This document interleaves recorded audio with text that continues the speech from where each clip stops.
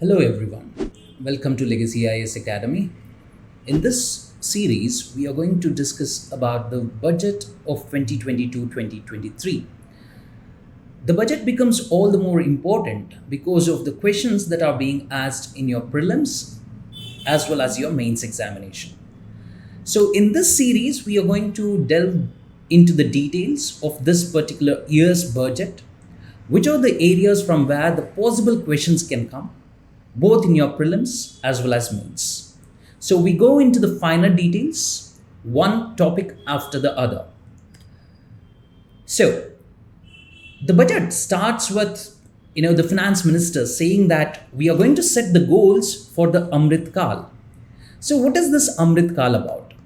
The AMRITKAAL is about the 75th year of independence, 75th year of independence up to the 100th year.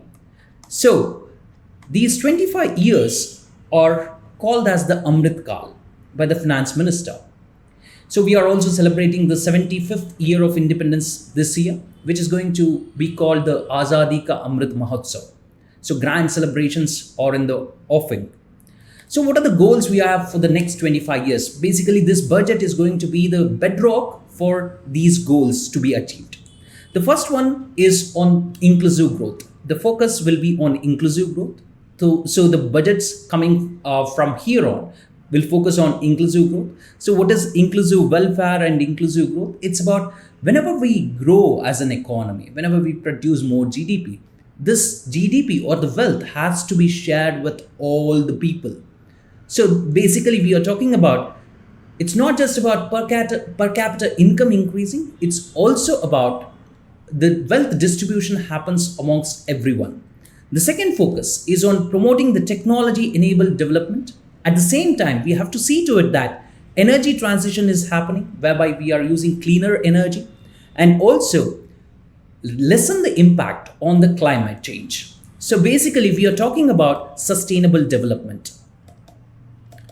So sustainable development is what we are talking about. That is the second goal. And the third goal is going to be creating a virtuous cycle basically through investments. So private investment has to pick up. For this to happen, you have to do the crowding in. So what is this crowding in all about? Crowding in is about the government borrowing lesser domestically so that the private sector will have more opportunities to borrow. So if the government borrows everything in the domestic market, the private sector, will not have funds for investment. Basically, they'll get crowded out. Instead, if the government is creating its own resources to invest, private sector will have more funds to borrow domestically, and it can make better investments, efficient investments. So these are the three main goals. So you can remember quite easily. One is about inclusive welfare. Second one is about sustainable development, and the third one is about investments. The next thing is about the priorities which the budget sets for this year. So the first priority is about the infrastructure building through a scheme, or we can say an overarching program, which is going to be called the PM GATI SHAKTI. So its whole focus is on infrastructure. We go into the finer details of this particular aspect. The second thing is on inclusive development. As we discussed, development is also about health, education, skilling, right? So all of this fall under the broad head of inclusive development. It's not just about providing money for the people or providing basic incomes for the people. It's also about health, education, and skilling. And the third priority for the budget is going to be the productivity enhancement and investment, sunrise opportunities, energy transition, and climate action. This is all about sustainable development itself. So this is the third priority. And the fourth priority is going to be about the financing of the investments. So these are the four broad priorities which the government has set for this year. Even as we talk about these priorities, we have to look at the backdrop in which this particular budget is being presented. We have recovered from the pandemic, at least a bit. So this can be seen when we look at the GDP data and the GVE data. So during the lockdown, that is the first lockdown during the 2020-21, the growth rate had dipped by a great margin, both GVA and GDP. However, it started recovering when we look at towards the end, that is the quarter 4 of 2020-21. There was a sharp recovery. However, again, in 2021-22 Q1, we got hit by the second wave. Again, there was a dip in the GDP or the GVA. Now we have started to recover again. So we are on a path of recovery. It's a sign of resilience, we can say. So bouncing back from a very bad state is a sign of resilience. That's what the budget says. Further, when we look at the quarterly capital expenditure, this shows the government's commitment when it comes to helping out the economy in the dire times. So during the lockdown, the government expenditure increased. This is what we can see. The government expenditure increased. Furthermore, post first wave, the revamp was very high. Look at this. The spike shows capital expenditure increasing by a great margin. Again, only a slight drop. Again, the spending has been increasing. So what we see in this year's budget as well is that the capital expenditure has increased again. So you may get a question as to the capital expenditure of the government over the last 5 years has been steadily increasing. No, it is not steadily increasing. Why? Because there have been variations. And same thing goes with GVA and GDP. If they ask you about the trends, so GVA has been steadily increasing or GDP has been steadily increasing. No, there have been ups and downs. So safely we can say that if the trends are being asked of the last 5 years, 10 years, you can safely say that the trends have been ups and downs. There have been ups and downs in the trend for almost all the macroeconomic indicators, we can say. There are exceptions, however. We are going to talk about it towards the end of the video when we take up the statistics or when we take up the numbers. Look at the forex reserves and import cover. This also shows the sign of resilience. So the forex reserves in terms of billion US dollars, they have been rising since the Q1 of 2020, right? From then on, they have been increasing continuously. Only once you see a drop. Only once you see a drop in the forex reserves. Otherwise, they have been a continuous increase. And this shows the saffron colored line that shows the import cover. Import cover is nothing but the forex reserves we have. For how many months can we use it for the imports as well as the payments? So how much forex reserves do we have in order to manage it for the upcoming months? So presently we have almost 18 months worth of forex reserves. Compare it with what we had in 1991. We had forex reserves which could last only for 15 days. That was the import cover then. Presently, the import cover is almost 18 to 19 months. So this also shows a sign of, this is also a sign of resilience itself, that we have collected enough reserves in order to go in for more exports, more imports, right? So that is something which is a good sign. Furthermore, talking about PM Gati Shakti, first thing we have to see what are the challenges that are there in the infrastructure sector. The first challenge is that traditionally when we look at it, there is a lack of coordination between various ministries and departments. So because of this, there is going to be a lot of inconvenience as to, a person who is executing a project, he has to go from one ministry to another ministry or department to department in order to get the clearances. So there is going to be a lot of inconvenience. At the same time, there will be wasteful expenditure as well. A simple example would be a person has taken up a project for laying a road. He lays the road, after which there's going to be another department, let's say telecom department. It wants to put a pipeline for which it digs up the road. So that's going to be wasteful expenditure. At the same time, it is going to cause inconvenience all throughout the year for the public as well. Second problem is no holistic planning. Approvals, used to take a lot of time. Single window clearances were not there, and they are still not there in many of the ministries and departments. So they are being corrected. So this is the second most important challenge when it comes to the building of infrastructure. And thirdly, there is a lack of common vision and institutionalizing the holistic planning for design and execution. So this is about all the ministries and departments do not sit together and plan it like, okay, first you complete the job, later on I'll complete it. Say as in, I will lay the cables first, after that you can put the road. So this is not something which has been holistically planned, and they do not have a common vision. Let's say, for example, we have the smart cities. That's a vision. For this vision to be realized, you have to have all the departments and ministries working in tandem. So this is something which was missing in the infrastructure sector so far. So for this reason, we have the PM Gati Shakti. It has 6 pillars. It's very important you remember these 6 pillars. The first pillar is comprehensiveness. This comprehensiveness comes with a single portal, a central portal, web portal, to include all the existing and the planned projects of all the ministries and departments, whereby visibility is available or visibility is there for all the projects that are ongoing as well as which are planned in the coming days.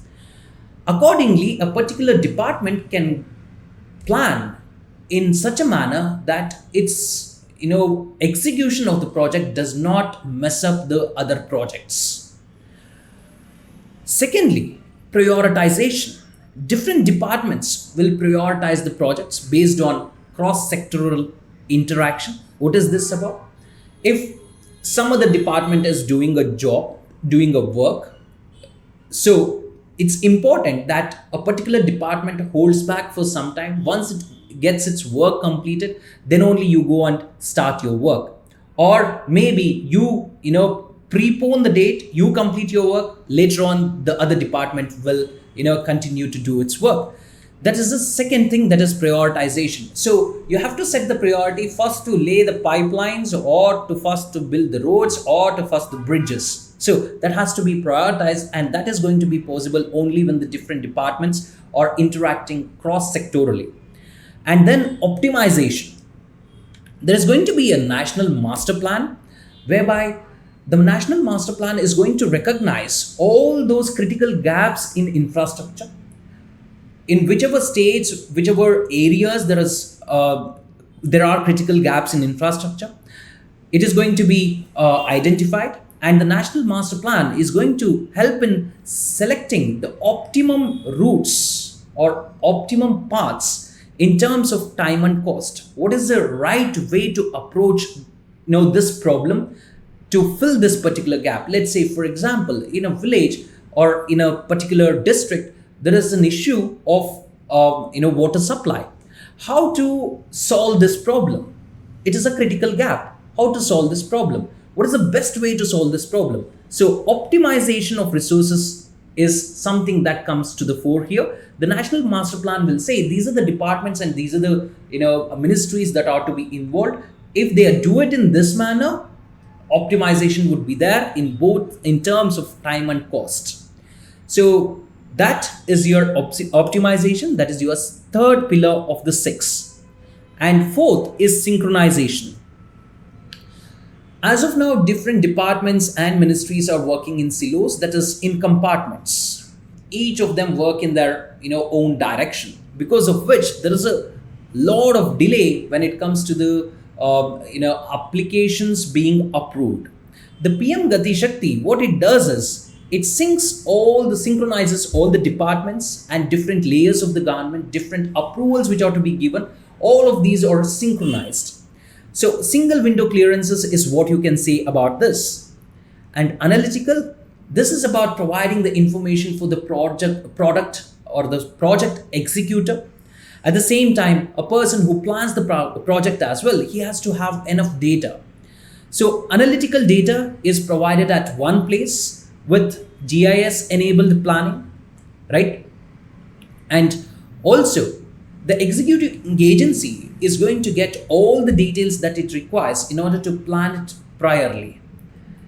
And finally, it is dynamic in the sense that all the ministries, all the departments, all the stakeholders basically who is executing the project or planning the project will get to know as to how much has the project been completed, each and every project on a daily basis, on a regular basis, it keeps on getting updated.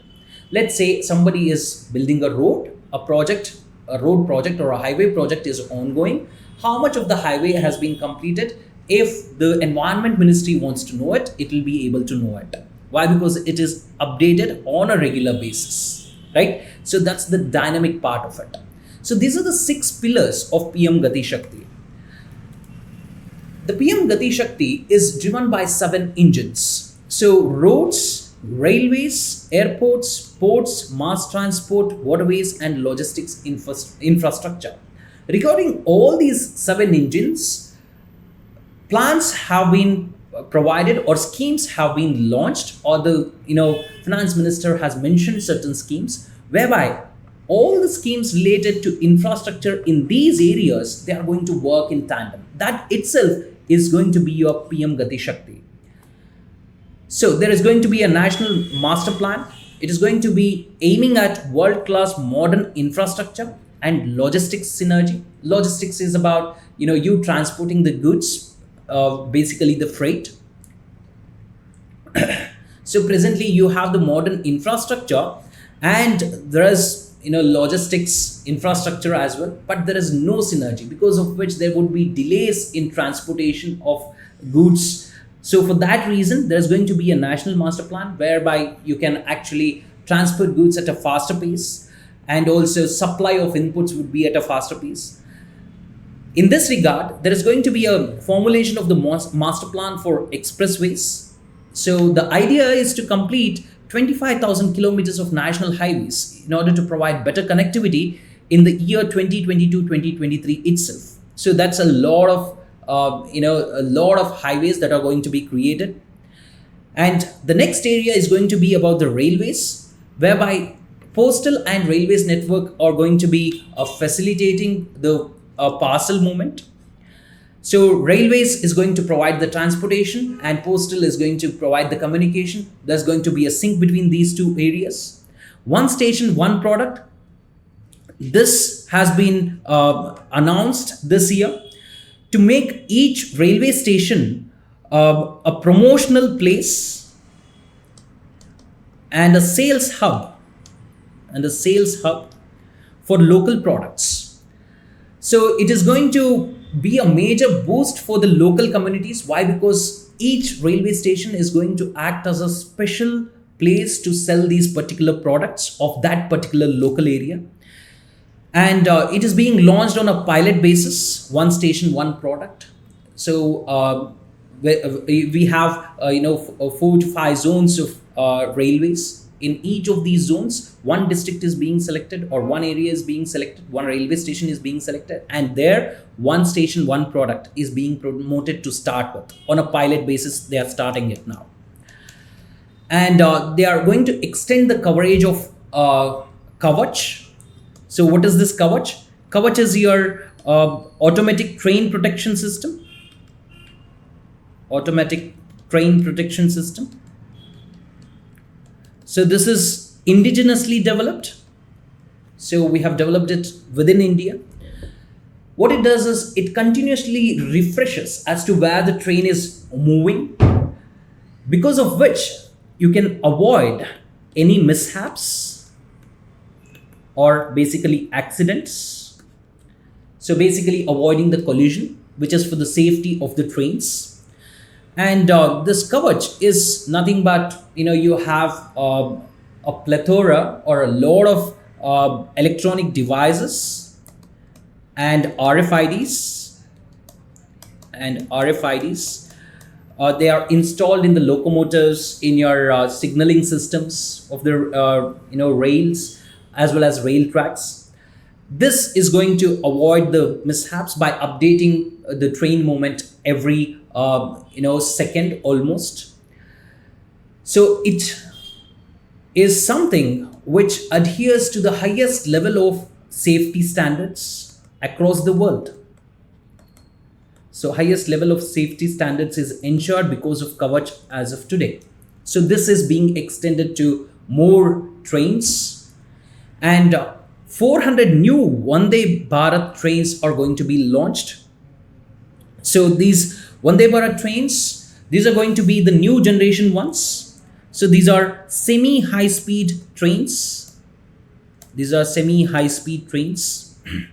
They are going to have somewhere around 16 coaches, right? 16 bogies as we call them. So it is not going to require a single engine nahi chahiye, right? They don't require an engine. Why? Because they are all self-propelled coaches, right? So each of these coaches, each of these 16 coaches are going to get their traction on their own. So they are going to work on distributed traction power system, right? Distributed power traction system. Because of this itself, there is going to be more acceleration and deceleration on your Vande Bharat trains, right? So more acceleration and better deceleration as well because of these distributed power traction system. And next we have multimodal connectivity between mass urban transport and railway stations. What is this multimodal connectivity? The connectivity is not going to be just about roads. So if you want to connect to the port, there is going to be multiple modes. So as in, you can reach through waterways, you can reach through the roads or the rails. So you can reach various ports or the seaports through various modes. So, and next, national ropeway development is also being done, right? The next thing about PM Gati Shakti is about the multimodal connectivity that is going to be provided in the mass urban transport and railway stations, whereby you are going to have various types of roads which connects the railway stations, especially in the urban areas. The other area where the transportation is going to get a boost is going to be the National Ropeways Development Plan. It's a sustainable alternative to the conventional roads. This National Ropeways Development Plan is going to be an initiative of your Ministry of Road Transport and Highways. So it's going to be an initiative of Ministry of Road Transport and Highways. We call it MORTH, MORTH. And under this, we have the Parvatmala initiative or the Parvatmala scheme, whereby connectivity will be improved in the hilly areas. The focus is on the hilly areas.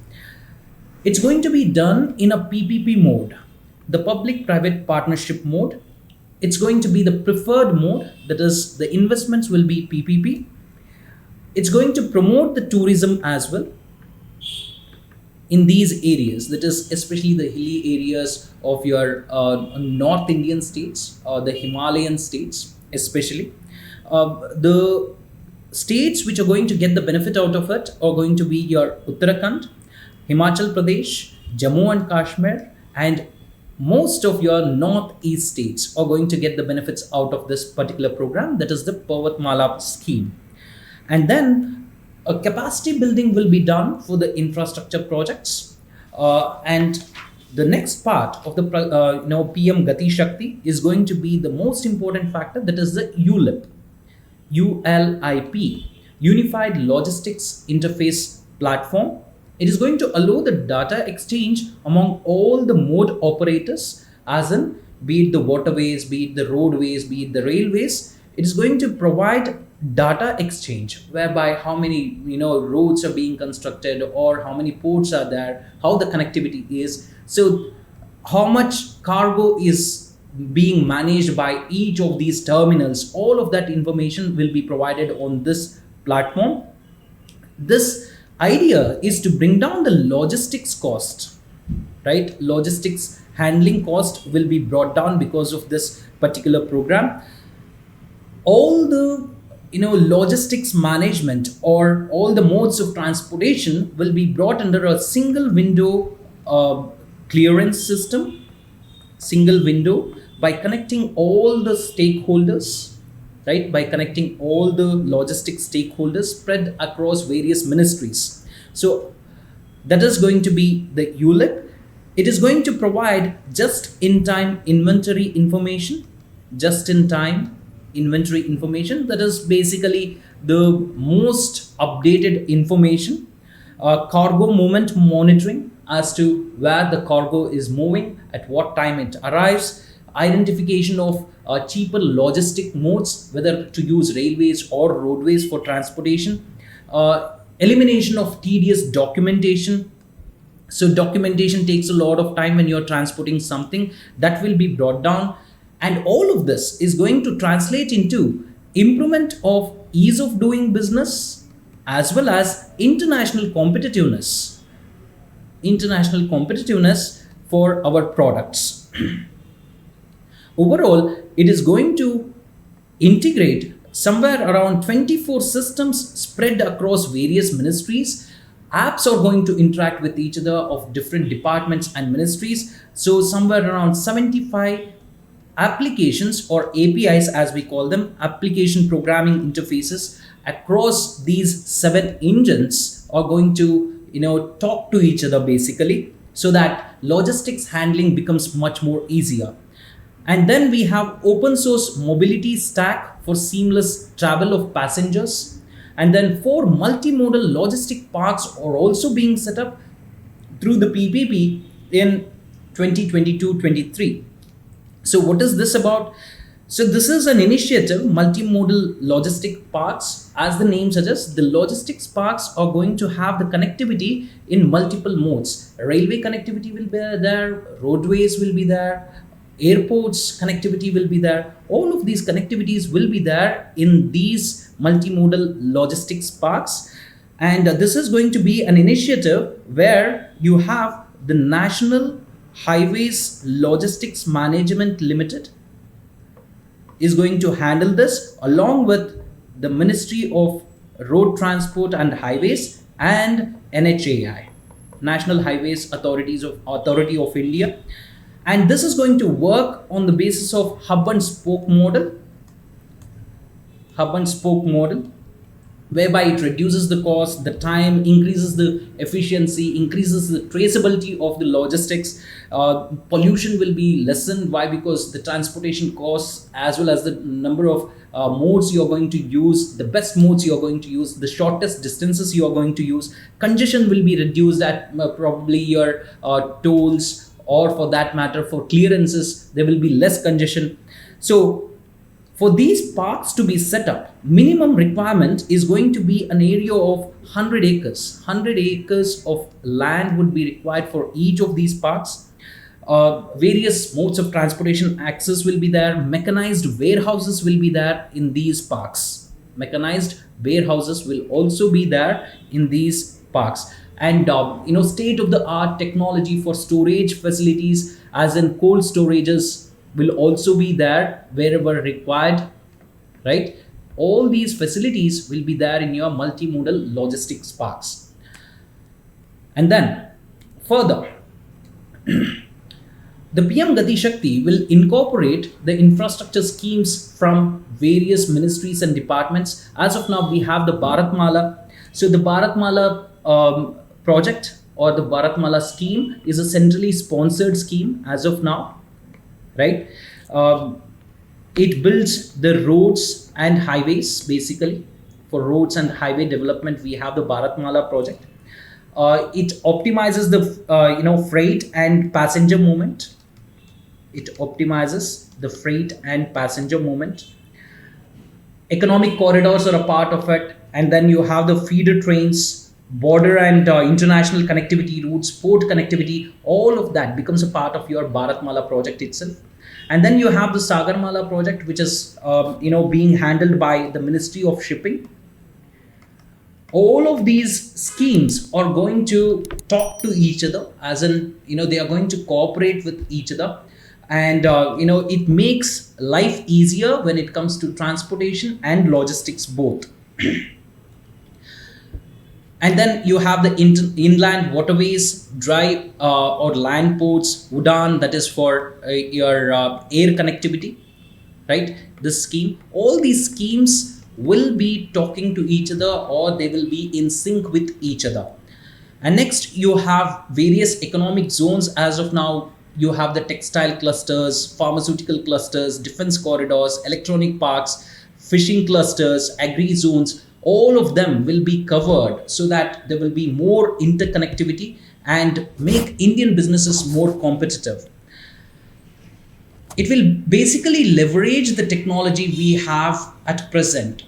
So spatial planning tools, which are provided by the ISRO imagery, developed by the BISAG N, that is Bhaskaracharya National Institute for Space Applications and Geoinformatics. So this is going to provide the spatial information as to how to go about with the planning of projects or setting up the parks. So you get to know which are the vacant areas where you can plan these, which are the best routes to follow, get the terrain information, and all of that would be possible because of the BISAG N.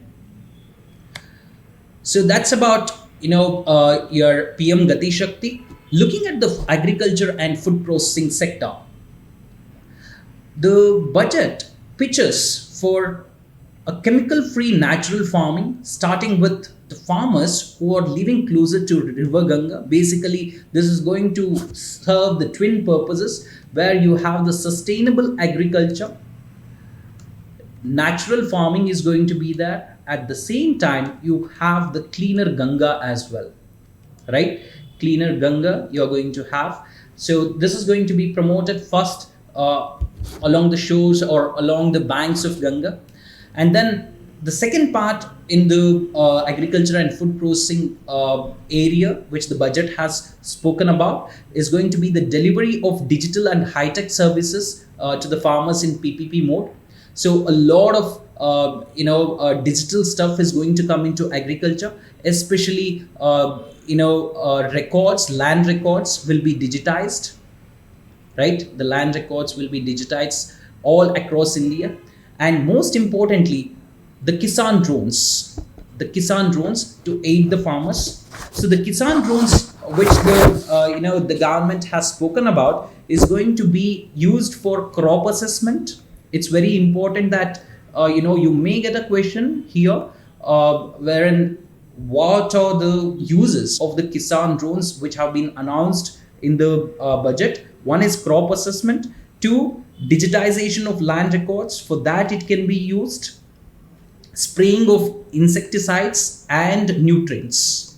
Spraying of insecticides and nutrients. For that also, you can use the Kisan drones. And further, it also talks about the implementation of the Ken-Betwa link project. So it is going to be helpful in order to provide the irrigation facilities, provide the drinking water facilities, as well as the generation of power. Alongside this, there are 5 other projects which are underway, right? That is the river interlinking projects. 5 other projects are underway as well. Overall, when you look at it, this Ken-Betwa link project or these 5 other projects are a part of the National Perspective Plan. They are a part of the National Perspective Plan for interlinking of rivers. Interlinking of rivers. So this particular National Perspective Plan covers around 30 projects, 30 river interlinking projects, out of which 16 are peninsular projects, 14 are Himalayan projects, right? So speaking more particularly about Ken-Betwa link, Ken and Betwa both are tributaries of the river Yamuna, and the idea is to transfer the waters from Ken to Betwa. And the Ken River passes through, this becomes an important point for your prelims examination as well. So the Ken River passes through the Panna Tiger Reserve. Panna Tiger Reserve. And also, it's important to know that for diverting the rivers from the Kane River to the Betwa River, a dam is being built, and the dam's name is Daudhan Dam. Daudhan Dam. So this is also being built. So this is the information you should be knowing about, the Kane Betwa link and the National Perspective Plan. And further, one more thing which the budget speaks about for agriculture and food processing is the launching of a fund with blended capital to finance agriculture startups. So what is this blended finance? This is nothing but a co-investment model. It is a co-investment model whereby a fund is going to be created for the development of agriculture or finance agriculture startups, so agriculture technology startups. So these funds, or this fund is going to be co-invested by both the government as well as your private sector, right? So that is why it is called what? Blended capital. It is called blended capital, where you have both the government and the private sector both investing into a fund, so that this fund will be helpful for startups. So the support will be provided for farmer producer organizations, FPOs, machinery to the farmers. If you are having a startup idea for machinery for agriculture, so you can get the finance from this particular fund. So machinery which is going to be rented out, right, for agriculture purposes. So to start up, to all the startups which have these ideas, finance will be provided. Okay. And next, promoting post-harvest value addition, consumption and branding of millet products. This is going to be about your food processing part. So more investments are being made by the government in the food processing sector, especially for post-harvest value addition, as in packaging, storage, and then branding of millet products, whereby millets are very nutritious. You get a sufficient amount of nutrients from it, vitamins, minerals. So the basic minerals which your body needs, all of that will be available in the millets. They have to be branded so that it caters to the needs of the urban populace especially. So that's about agriculture and food processing. So when you look at the agriculture sector, the most important thing you have to look at is the food grain production. What you see is that the food grain production has been increasing continuously. So here food grain production includes your cereals, pulses, right? So coarse grains, all of these put together.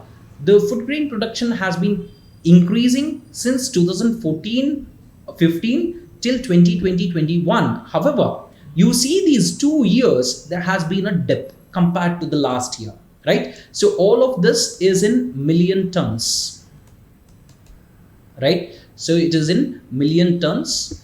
So there have been only 2 years where the food grain production has dropped. You have to remember this. If a question is asked, if a statement is given as to food grain production has continuously increased since 2014-15, that's not true. Why? Because there has been a dip, right? So looking at food grains, two important food grains, that is going to be your rice and wheat production.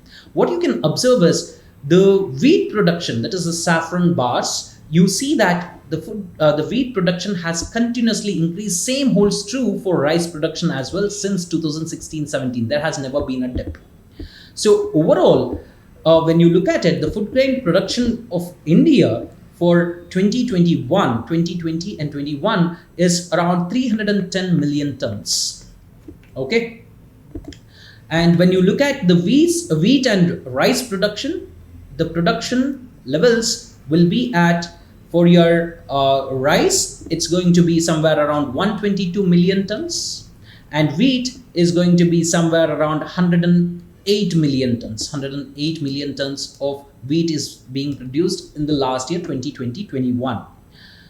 Now, agriculture growth, when you look at it, as in for the sector, compared to the previous year, how much growth has it happened? So good signs for agriculture. Why? Because annual agriculture growth rate in terms of percentage, it has been pretty resilient, we can say. Look at this. This is the year where we did not have the pandemic. In that year, we had 2.6% growth rate compared to last year. And then 2019-20, you have 4.3%. The pandemic year, it dropped a bit, but it has regained the momentum again. So probably this is because the supply of food, the vegetables, horticultural products, or for that matter, food grain production did not drop. Why? Because the demand was there, and also the procurement by the government remained intact, right? So the support for agriculture was there from the government, as well as the demand did not drop whatsoever. Why? Because it is an essential, right? And next, speaking of education and skills, the idea is to have universalization of education, quality education, to be more precise. The first thing is that one class, one TV channel program will be expanded to 200 TV channels. So far, we had only 12 channels. Now it is going to have 200 TV channels. So this one class, one TV channel is a part of e-Vidya scheme, right? To make sure that education reaches even the remotest corners of the country. So the classes that will be covered here will be from class 1 to class 12, and also it will provide the lectures in your regional languages as well, right? That is about one class, one TV channel.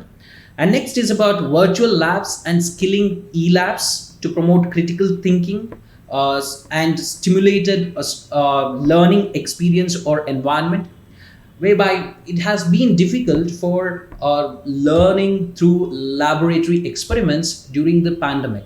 For that reason, we have come up with virtual labs where you will be able to probably use the chemicals virtually, right? As to see what will happen when you add a particular chemical to another chemical, so that all of that can be done virtually. So skilling also can be done through e-labs itself. So that is being looked after. And then a digital university is being established with world-class quality universal education. So it is going to have it is going to provide the access to teachers from world over, as well as all over the country. The best teachers will be available. There will be the advantage is that a digital university will not have a limitation on the number of seats. Number of seats are going to be unlimited. Okay, anyone who has passed the 12th standard can become a part of digital university. They can take up the courses, graduate and undergraduate courses they can take up. The idea is to make sure that the present gross enrollment ratio for colleges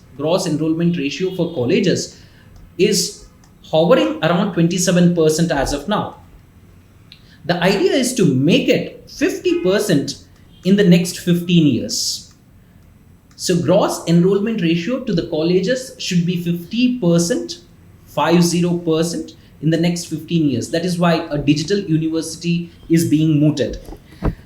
And the next thing is high quality e-content will be provided through digital teachers. The digital teachers are nothing but the teachers who are adept with digital technology, where they are seamlessly able to use the computers. They are able to handle the classes online, make content digitally, right? Maybe using your MS Office, or for that matter, other online teaching platforms. That would be your digital teachers. And then you have Desh Stack e-platform, digital ecosystem for skilling and livelihood. It is to promote online training. This is for skill development, right? This is for skill development. And also startups will also be promoted to facilitate drone SHAKTI for drone as a service, whereby people will be trained to use the drones as well, so that they can provide drone services, right? So that is also a part of skilling, which has been proposed in your budget for 2022-23. The next area is health.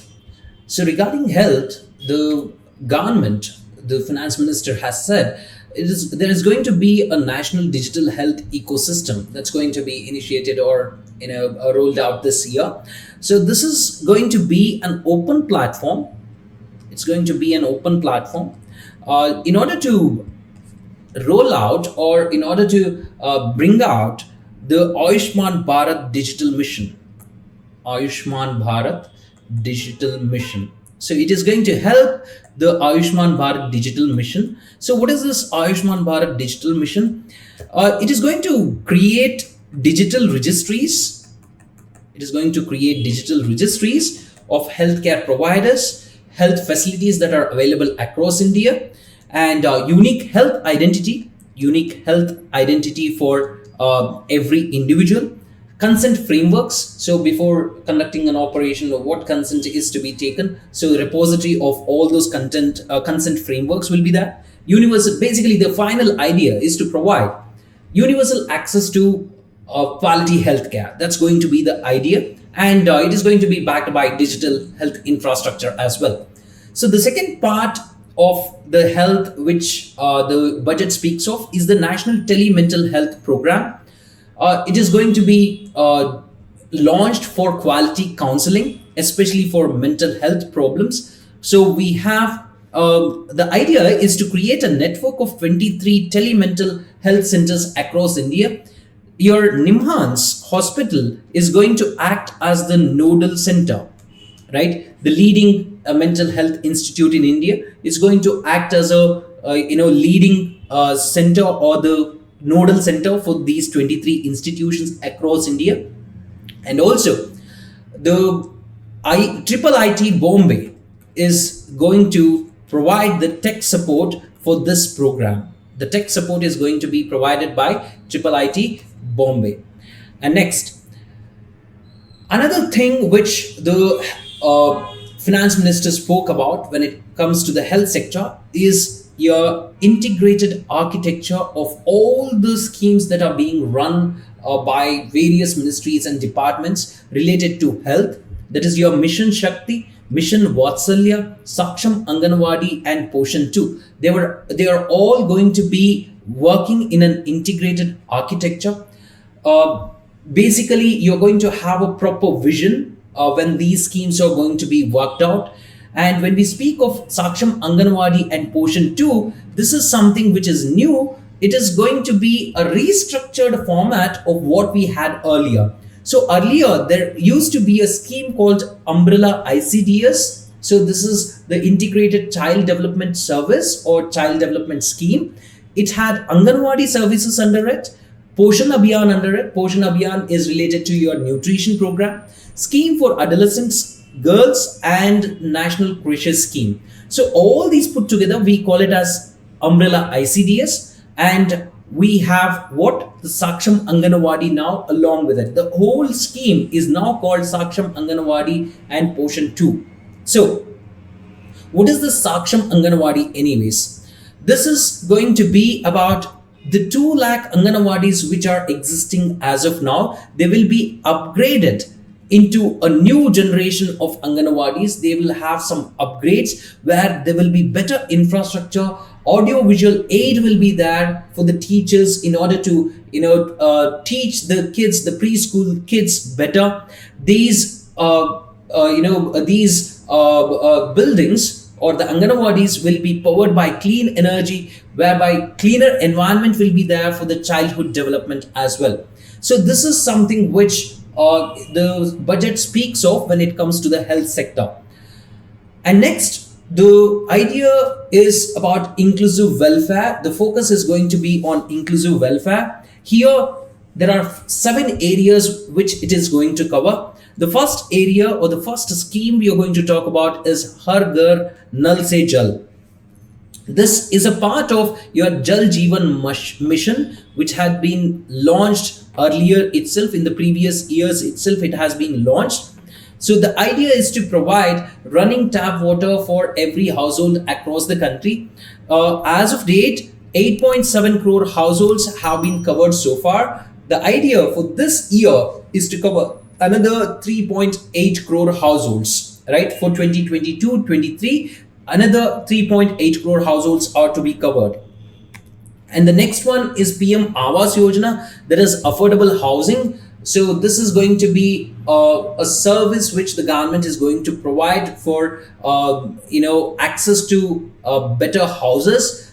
So we have the target of 80 lakh houses to be completed in this particular year, and it is for both urban and rural put together. So that is your Pradhan Mantri Awas Yojana, basically to provide houses. And then we have PM Divine. So this is about development in the northeastern region. So development of infrastructure in the northeastern region. So PM Divine scheme is going to be about funding the infrastructure and social development in the Northeast region. Here, the lead role will be played by the Northeast Council. The Northeast Council is going to play the lead role, right?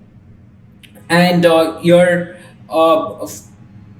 idea here is to make it a part of your PM Gati Shakti itself. You can see this as a part of PM Gati Shakti itself. However, more focus is laid on the Northeast by having a separate scheme called PM Divine. So a fund will be created, a dedicated fund for what? The infrastructure and social development in the Northeast. And then the fourth aspect or the fourth area which inclusive welfare focus talks about is the aspirational blocks program. Earlier we had the aspirational districts program where 112 backward districts were selected in order to make sure that development happens in these 112 districts. So 95% of these districts have seen a great deal of development in terms of education, in terms of health, in terms of infrastructure. So we see a great deal of improvement happening here. However, of these 95% districts which have made some progress, some of the blocks inside these districts have not picked up pace. So they are still lagging when it comes to the development. So the idea now is to target these particular blocks using this aspirational blocks program, right? The next one is Vibrant Villages program. Here, the idea is to identify those villages in the northern borders of the country which have been robbed of opportunities when it comes to the development. They have not made any developmental strides yet. So the northern border villages which have not been able to develop because there is sparse population, development has not been much, they have been neglected over the years. Now the idea is to bring development into these areas. So target the development in these areas which have been left out of developmental gains. So that's going to be your Vibrant Villages program. Here, road connectivity will be provided, DTH will be provided, access to DD channels, Doordarshan channels, and educational channels whereby education can improve, health facilities. All of this will be provided in these areas. So that is your Vibrant Villages program. So target is the northern border villages. And next is digital banking by post offices.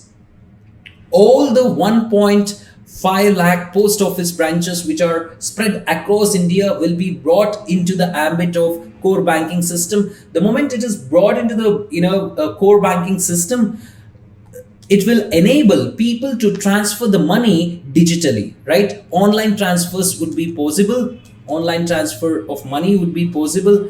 Internet banking would be possible. So post offices will go digital, right, in the coming year.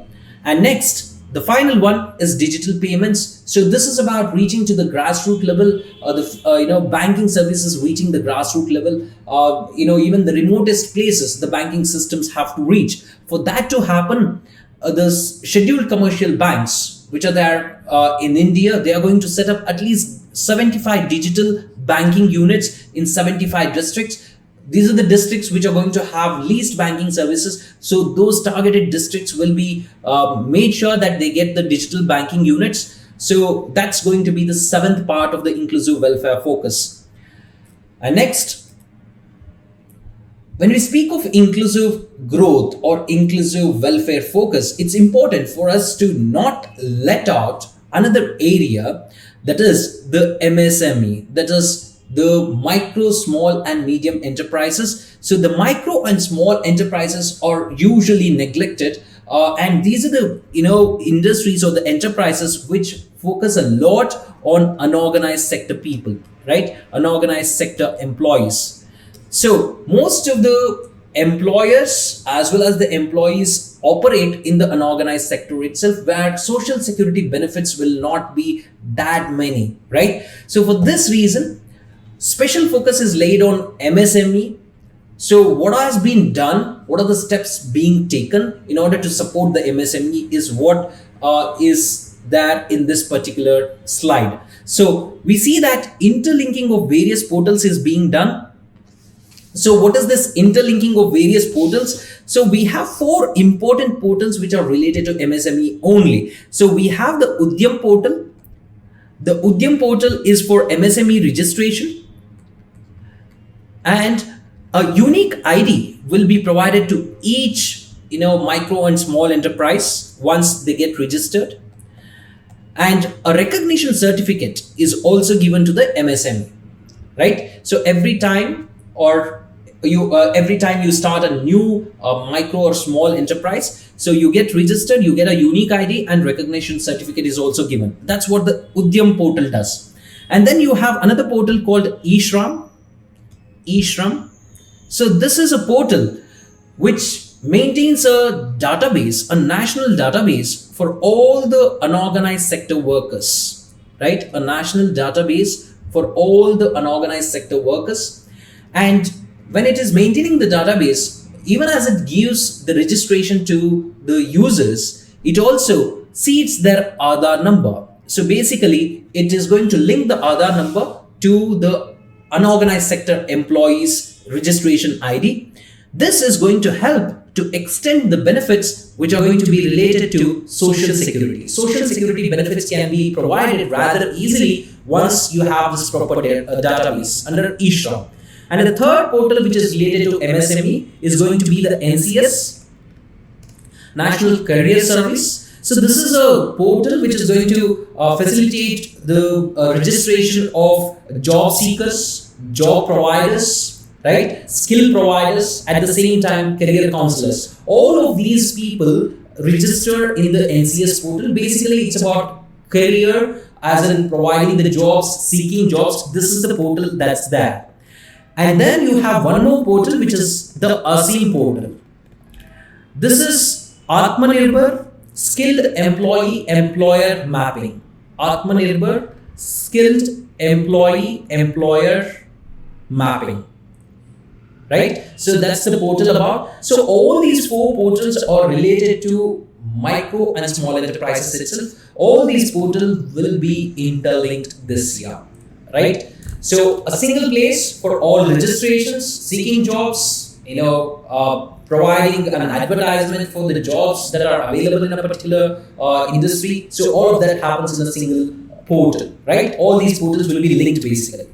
And then you have extension of ECLGS. So this was started during the COVID, right? So when we had the COVID first wave and the second wave, we had this ECLGS. What is this ECLGS? So ECLGS is Emergency Credit Line Guarantee Scheme, right? So this is going to be about the government is going to provide a guarantee to the NBFCs and the banks, NBFCs and the banks. So the government is going to give a guarantee to the NBFCs and the banks, saying that, see, you go ahead and give the loans to the sectors, especially the hospitality related enterprises, right? So tourist related enterprises, if there are any enterprises which are running the hotels, so they are the ones who have been hit the most by the COVID-19. So if they are seeking a loan, you go ahead and give it. So if they are not able to pay back, I am going to provide you the guarantee.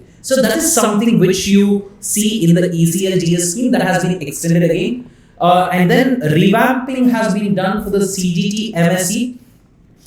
So what is the CGT MSE? Again, it is about providing the credit guarantee itself for the micro and small enterprises. So credit guarantee trust fund for micro and small enterprises. So that has been revamped as well. And then you have one important program called the RAM program, Raising and Accelerating MSME Performance RAM program, that will be rolled out. So the special thing about this is it is going to get the help of the World Bank as well when it is rolled out. So this is based on, this program has been rolled out on the basis of UK Sinha committee, which had been constituted by the RBI in order to suggest the reforms in the MSME sector. So the UK Sinha committee of the RBI gave some suggestions or reforms or recommendations in order to be implemented by the MSE so that their performance increases. So on the same parameters, this program has been launched. It is being rolled out, right? It gets the assistance from the World Bank as well. So that's about your MSME sector.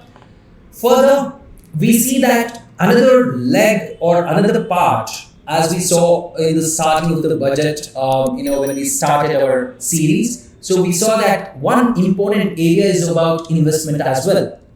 So where does the government get the investment? At the same time, there has to be productivity enhancement. So what is this productivity enhancement? It is about making lives easier, right? So you're going to spend less time, less cost. You're going to get better output. So for that to happen, two things are important. One is ease of doing business, and the other one is ease of living. Two things are important. So make lives easier for businesses as well as normal people. So how are you going to do it? So one thing is going to be trust-based governance. So whereby the government is going to provide a sort of environment or a system where governance is going to be based on trust. So if an investor comes into India, if a promise is made that these are going to be the taxes, we are going to collect only those many taxes. So earlier there was a problem of retrospective taxation, and that problem is resolved now, right? So retrospective taxation, we had a case related to Vodafone as well here.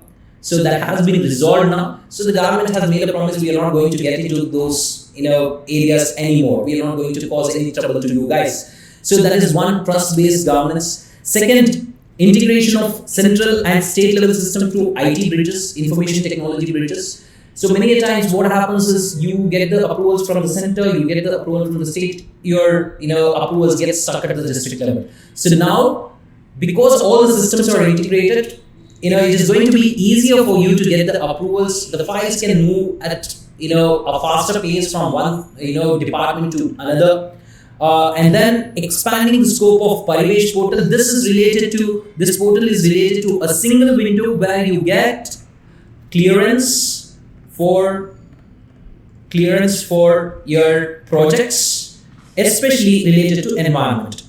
So Parivesh portal is the one which helps you submit your applications, monitor your applications, especially seeking your environmental clearance, forest clearance, wildlife clearance, or CRZ clearance, that is your coastal regulation zones clearance. So this is something which is going to be done by the Parivesh portal. So the scope has been expanded in the budget. And then unique land parcel identification number for IT-based management of land records. This is going to be about digitization of land records. You're going to get to know where your plot of land is, how much area it is, what comes to the east, west, north and south of it. So all of that will be uploaded. You have a unique identification number for each plot of land. And then you have establishing CPACE. So CPACE is going to be a center for processing for accelerated corporate exit. So a portal for accelerated corporate exit. So this is going to be about, sometimes the companies want to wind up and get into a different business. So the problem is, in India, you can start a firm rather easily, get the registrations done. However, to exit, it is going to be problematic. It is going to be problematic. Why? Because there is no proper route to exit. So you have to run pillar to post in order to wind up your company. For that reason, CPACE is being implemented, or it is being rolled out. So as of now, we have the IBC, which is going to help you come out of this. We used to call it a Chakravyuha challenge earlier. So now it is going to be helpful. That is CPACE. And then end-to-end online bill system and utilizing surety bonds in government procurement. So government procurement is going to be made much more easier. ABCG promotion task force. This is about the new age. So animation, visual effects, and comics and gaming. So these will be promoted. A task force will be created for the same. Support to 5G under the production linked incentive scheme. So this is going to be very helpful for seamless provision of services at a faster pace, even as we develop information.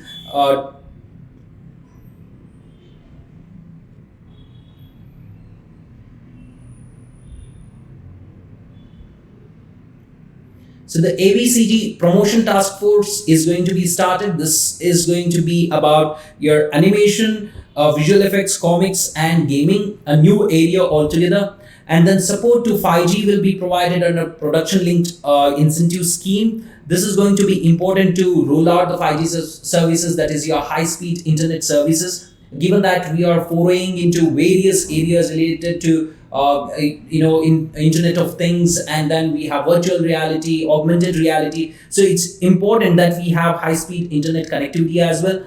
And we are going to open up the defense and research and development for industry, startups, and academia, especially when it comes to, we are going to open it up for, the outside countries, for foreign investments, maybe for these areas. So this is about the ease of doing business too. So that's the target we have. And then we have ease of living. Here, one important thing the budget speaks about is embedded e-passports, which are going to be more secure, right? Easy to identify or easy to verify. And then we have modernization of building bylaws, implementing town planning schemes, and transit-oriented development. This is going to be more about your smart cities, making cities smarter. That's what it is about. And establishing centers of excellence in urban planning. This is about you having centers of excellence where brainstorming would be done in order to build the cities. Basically, you have institutions which teach about urban planning. So you come up with prototypes or templates for urban infrastructure, how to plan it. Accordingly, you build the urban centers. And then most importantly, related to clean energy and related to your ecology, providing battery swapping policy. As of now, the policy is to come up with, the idea was to come up with, charging stations, for every kilometer or so. So licenses were being given out. However, the thing is, the charging takes a lot of time. For this reason, why not try battery swapping, right? Whereby you take the vehicle, you swap the battery for a charged battery, you take it, move out. So this is something which is being, looked into as an alternative, right? So this is about ease of living. And next, it's about investment. How is the investment going to come? Given that in the last 2 years, 3 years, the government had to pump in more money. It had to spend more money. Why? Because investments were not there from the private sector side. Why? Because the businesses had come to a standstill. So to support the income of the people, the government had to spend more. So the government has been doing so. The public investment will continue to be pump primed. So the private investment is also going to put in even as the demand increases in the coming years. Another thing which the government is thinking of is to provide more liquidity to money. The government is thinking of a digital rupee. The RBI is going to introduce this probably somewhere in this year itself, 22-23. And then we have the government saying that it is going to provide more fiscal space to the states, as in it is going to allow more fiscal deficit and the debt levels for the states. So the states can have higher fiscal deficit and debt levels. So this is in relation to the FRBM Act. So according to the FRBM Act, the states as well as the central government is supposed to have a fiscal discipline. It is not supposed to breach the fiscal deficit limits and the debt levels.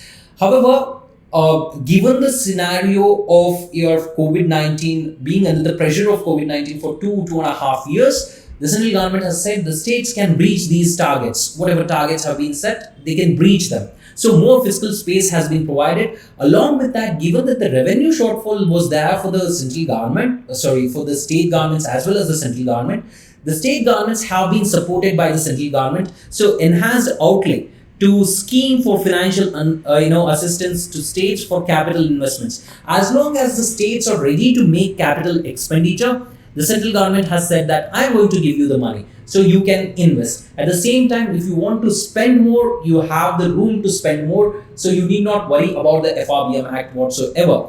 So 4% FD has been allowed for 2022-23 for the states, with 0.5% of it linked to your power sector reforms. So effectively 4%, if they are taking up power sector reforms, that is your Uday scheme basically. If you're not taking up power sector reforms, it's going to be 3.5% target. So where is the central government getting the money from? So to mobilize resources from various new areas, what the government is saying is that we already have the target of providing, we have made a promise at the Paris Climate Summit, and that is your UNFCCC. So we have made some promises. In order to keep up those promises, we have to go for greener energy. So for that, we need green infrastructure as well. For that, we are going to say that green bonds will be provided, the government securities which are going to be issued in order to make investments in greener infrastructure.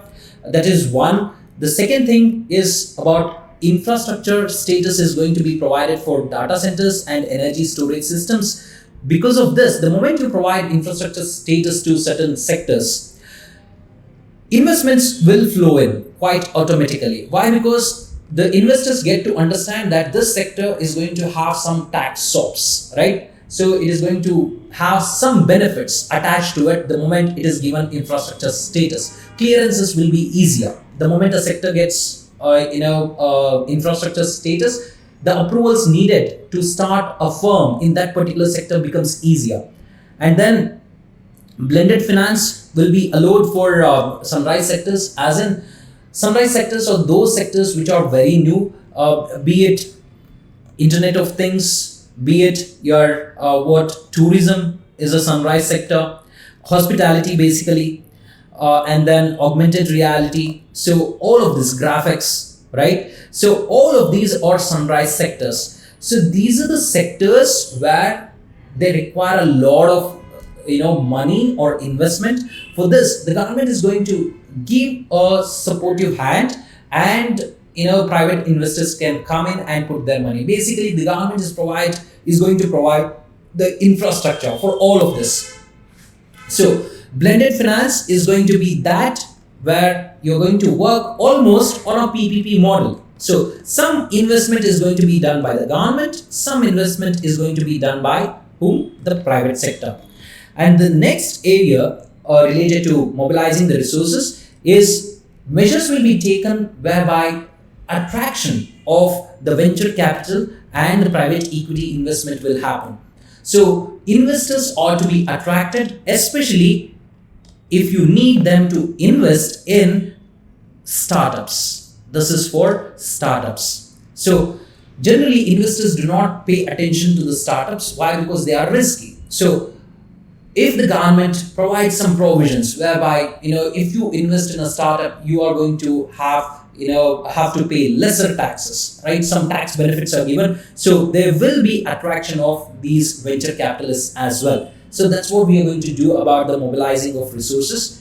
With this, we have completed all the 4 priority areas of this year's budget: the PM Gati Shakti, inclusive development, productivity enhancement and investment, summarize opportunities, energy transition and climate action, financing of investments. So these are the 4 priority areas that we have covered. Now it's time for us to look at the overall budget profile.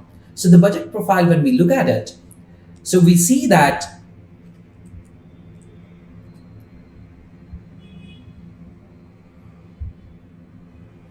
the overall budget size is almost 40 lakh crore, right? So on the left hand side, we see these are the receipts which the government has got, and these are the spendings or the expenditure of the government, that is the central government. So while the gross tax revenue is at 27.5 lakh crore, the net receipts are just 19.35 lakh crore. This is because it takes away the share of taxes that goes to the state that has been removed. So you will be left with the net tax receipts, that is 19.35 lakh crore. And when we look at the capital receipts, it is 17.4 lakh crore. So which essentially means the debt part is 16.61 lakh crore. This is nothing but the borrowing of the government. And NDCR is not the borrowing but proceeds from your disinvestment proceeds plus the loan recoveries that have happened for the central government. That forms a very small part, however. So overall, the capital receipts are less than the net tax receipts. Obviously, that would be less than the gross tax revenue as well. And when we look at the expenditure, the scheme expenditure, which is 16.24 lakh crore, is less than the transfers that are made, the establishment and other expenditure which is made by the central government. So here, the expenditure includes both your revenue expenditure as well as the capital expenditure. So to know clearly about what constitutes revenue expenditure, what constitutes capital expenditure, as well as what constitutes revenue receipts and capital receipts, it's better for us to go into the finer details here. These are the receipts. So these form the revenue receipts and these form the capital receipts. It's important for you to go through these items. So you have the non-tax revenue as well. So under the revenue receipts, you have the tax revenue as well as the non-tax revenue. So it's important for you to know these particular subcomponents. Same holds good for you to know the capital receipts as well. And when you look at the trends in tax receipts, we see that as a percentage of GDP, the tax revenue had been increasing till 2017. Right? After that, it took a dip. There was a sharp dip in the year 1920, 2021. And then again, it has started to increase. However, it has not reached the levels which was there in 2017-18. So if you pay a finer, attention, a better attention towards your tax, direct tax and indirect taxes, what we see is they almost contribute the same amount. So you see, as a percentage of GDP, the direct taxes contribute 5.5% and the indirect taxes contribute 5.2% of the GDP. Overall, you can say that both the direct taxes and the indirect taxes, they have not been increasing continuously as a percentage of GDP. There have been ups and downs in the last 5 years or the 10 years if you consider. And further, the net receipt of the center, what is left with the center, if you look at it, the net center's tax revenue, it has been increasing continuously, right? However, when you look at the non-tax revenue, there have been ups and downs, and non-net capital receipts that we spoke of, the government's disinvestment proceeds, as well as the loan recoveries, they have been ups and downs as well. So only the net center's tax revenue, it has been increasing continuously. Okay. So when we speak of the expenditure part, we have the center's expenditure, establishment expenditure, central sector schemes, other central sector expenditure, along with the interest payments. So you have the transfers. So this is finance commission transfers, central sponsored schemes. So all of this constitutes the expenditure. So this includes both your revenue and the capital expenditure. So effective capital expenditure, that is for the creation of assets, if you look at it, the center has been spending more, right? So effective capital expenditure includes both the capital expenditure as well as the grants and aid given to the states for capital asset creation. So there has been a drastic increase. So that is why we can see that effective capital expenditure has increased. The focus is on the government spending more in the times of the this economy trying to recover. Right? So this is the expenditure side. So overall, when we look at it, where is the money coming from? Where is the money going? most of it. Where is it coming from and where is it going? So maximum money is coming from the borrowings itself, that constitutes 35% or 35 paisa of 1 rupee. And then other area where the money is coming from is the GST. You have to remember, GST brings in a lot of revenue. The next maximum revenue is brought in by the corporate income tax, and then you have the personal income tax, which earns a lot of revenue, and then comes your union excise duties, right? So that contributes a great deal of money as well. So you have to remember the descending order, and the same thing holds true for your expenditure part as well. You have to remember the descending order where the government is spending more. Majority of the spending happens in the interest payments. So IP forms the major part, and next comes your state share. State share, that forms the second highest part here, and then comes your central sector scheme, right? Central sector schemes, that is 100% funded by the central government. We are going to look at what are central sector schemes and the central sponsored schemes in a bit, and then comes your finance commission transfers. And then comes your subsidies and centrally sponsored schemes. So then comes your centrally sponsored schemes, and then comes your subsidies. So fine attention has to be paid to all these components. You have to remember the descending order for all of these. So speaking of the different types of schemes, we have the central sector schemes and the central sponsored schemes. The central sector schemes are the ones which are directly and entirely funded by the center and executed by the center as well. So these are the schemes which are run for the subjects which are clearly mentioned in the union list.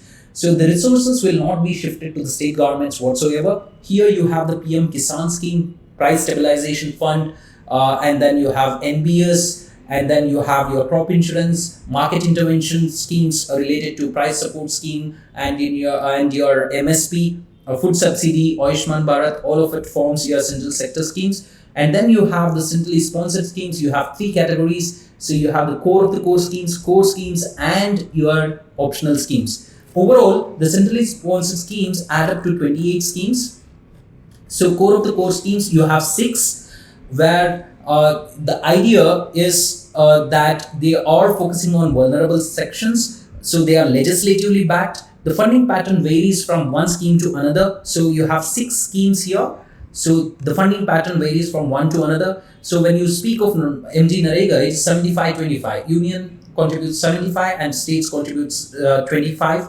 And in some cases, it is 100% provided by the central government itself. So depending on what state we are talking about, they vary a great deal. So the 6 schemes are related to MG Narega, National Social Assistance Program, Umbrella Program for Minorities, Vulnerable, SC and ST. And speaking of the core schemes, the funding pattern is going to be different here. So here we have 8 Northeast states and 3 Himalayan states. These are called the special category states. And for the states which are other than the special category states, the funding pattern is going to be 60-40. For special category states, it is 90-10. And for the UTs without legislature, it is going to be 100% funded by the center. So 20 umbrella schemes form a part of the core schemes. So here you have Pradhan Mantri Jan Arogya Yojana, Jal Jeevan Mission, Pradhan Mantri Awas Yojana, Pradhan Mantri Krishi Sinchay Yojana, Amrit scheme, Smart City scheme. All of this form your core schemes. And then you have optional schemes. There are only 2. The 2 are the Border Area Development Program and National River Conservation Plan. And the funding pattern is going to be different here. For the Himalayan states, basically, we are talking about the special category states. It's going to be 80-20. For other states, it's going to be 50-50. And then for union territories without legislature, it's going to be 100%. For the state union territories with legislature, it is going to be 80-20 again. So these are the different types of schemes we have and the funding patterns for them. So tax proposals is going to be the final part. The tax proposals are not many. Radical shift is not there. They have retained the same taxes as of last year. So only small changes are done. These are not so important. However, it's better for you to know. Why? Because if it is as in the means examination, it would be easier for you to write a few pointers here and there. So for the taxpayers, direct taxpayers, they are allowed to file the updated returns within 2 years after correcting the errors. Earlier it used to be 1 year, and then they have reduced the AMT, that is your alternative minimum tax, and your surcharge for your cooperatives, and then they have extended the period of incorporation of eligible startups for providing tax incentives. So it used to be so that if you start a firm, there will be tax incentive for a particular period. What they have done is they have extended the time period for the starting of the firm, so that you can reap benefits for some more years if you are starting a firm. And then income from the transfer of virtual assets, we are talking about the cryptocurrency here. So for cryptocurrency, whatever gains you have made, you are going to pay 30% tax. So whether it is legal, illegal cryptocurrency, that is yet to be known. The government is yet to take a call on it. And increasing the tax deduction limit on employers' contribution to the NPS, National Pension Scheme, of the state government employees is another tax proposal that has been made in this year's budget. So these are the tax proposals, not so important from the perspective of the prelims examination. You just have to know the meanings of each of these, right? What are virtual assets, right? What is AMT? What is a surcharge? Different types of surcharge. NPS, what does it mean? So these are the things you need to focus on.